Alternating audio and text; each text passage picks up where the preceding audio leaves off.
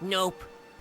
Hey guys, this is Shadow7284 here, and really excited about this. This is my first review, and I figured I might as well get on the bandwagon with everyone else and review Sonic Unleashed.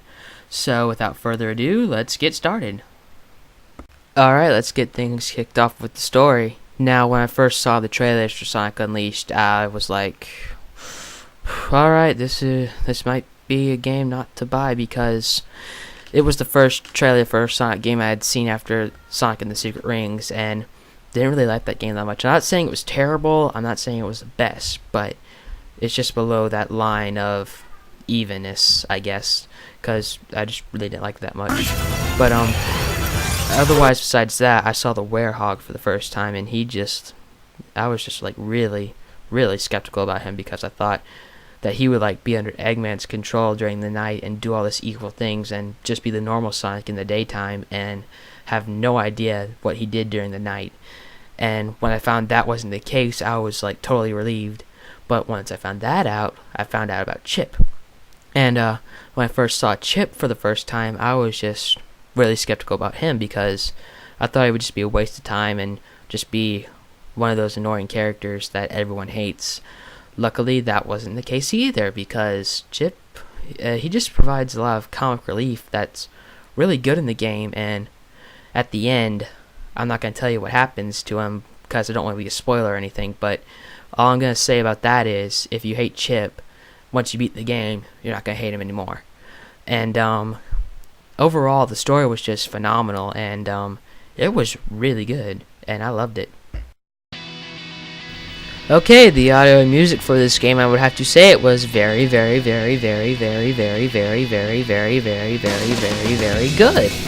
And as for Jason Griffin, I think he has redeemed himself a little bit in my opinion, because the first time I saw him in Secret Rings, all I was thinking to myself was, well, he's no Ryan Drummond, I'll give him that much.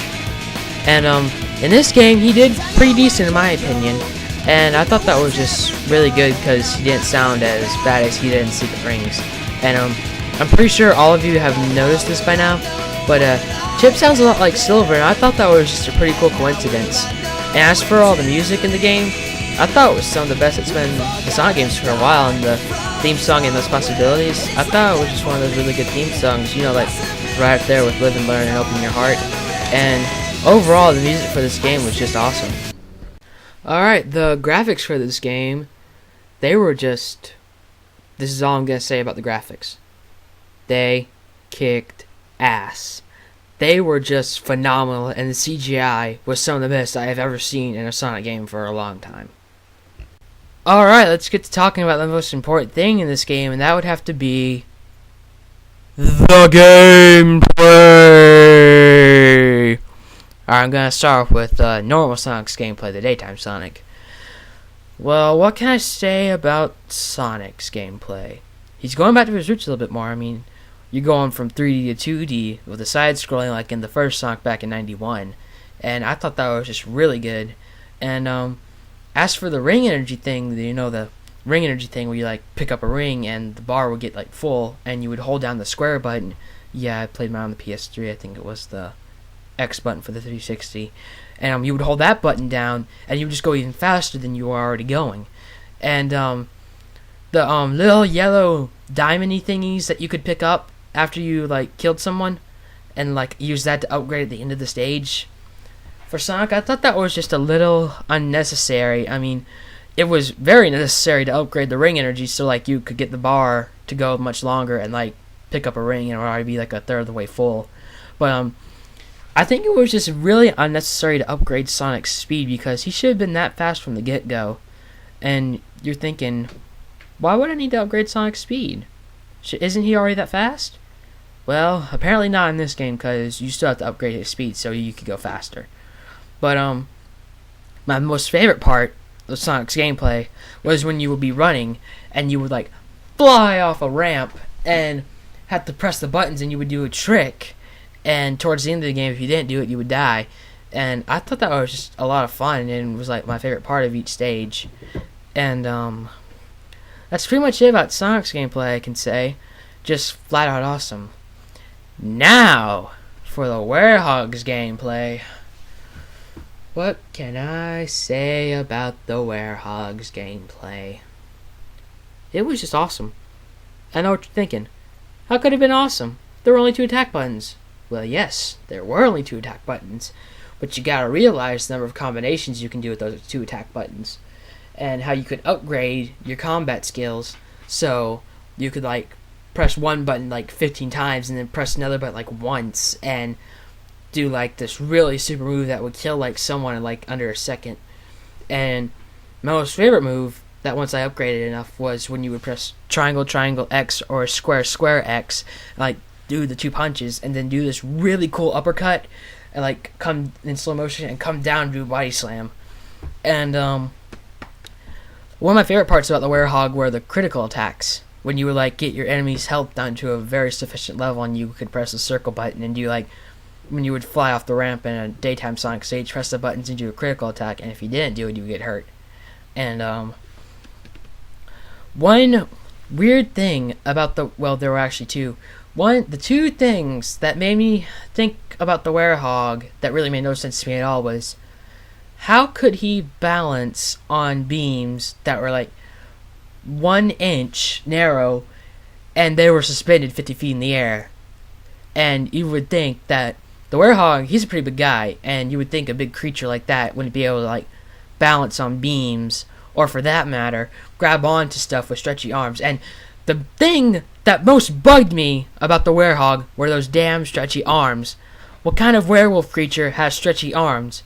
Well, I guess that guy from One Piece, if he was a werewolf. What was his name?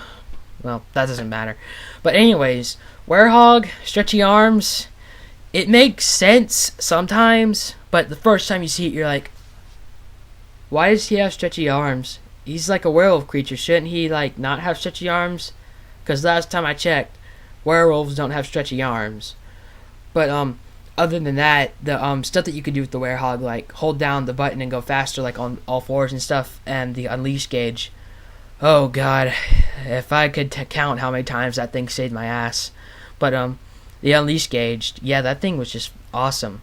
And the way you could use the shields and like press X and go like in a direction like dodge, that was just awesome. And the upgrades for the Werehog, those were like totally necessary, because like you could upgrade your life to extend it, you could upgrade the unleash to go extend it, you could like get 20 shields and like have like 50 combination moves that were just flat out awesome.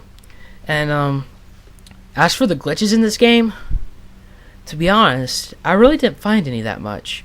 Well, I guess it might differ from 360 to PS3, but the only glitch I found with daytime Sonic was like you would be using the ring energy to run on water, and you would hit a wall, and you would just fall into the water and die right then and there.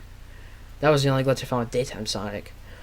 Now I found no way. I just found one glitch with Werehog Sonic, because when you were like, it's not really like a bad glitch. It's more of like a funny glitch. You would be like doing the critical attacks, and if you were like flipping him back and you were on an edge, you like flip back, go off the edge, and just like slam him right there in midair and finish the attack, and then you would come back, stand in midair, and then like float back onto the thing that you were standing on. I thought that was just pretty funny. But overall, the gameplay in this game was just flat out awesome. Well, there you have it, my first review. Now my overall score for Sonic Unleashed is a 9.7 out of 10. Now I'm going to show you the details of my scoring, because I am about to reach that dreaded 10-minute timeline. So keep an eye out for some of my videos and redubs. Subscribe if you want to. That would be awesome. And have a good day. God bless.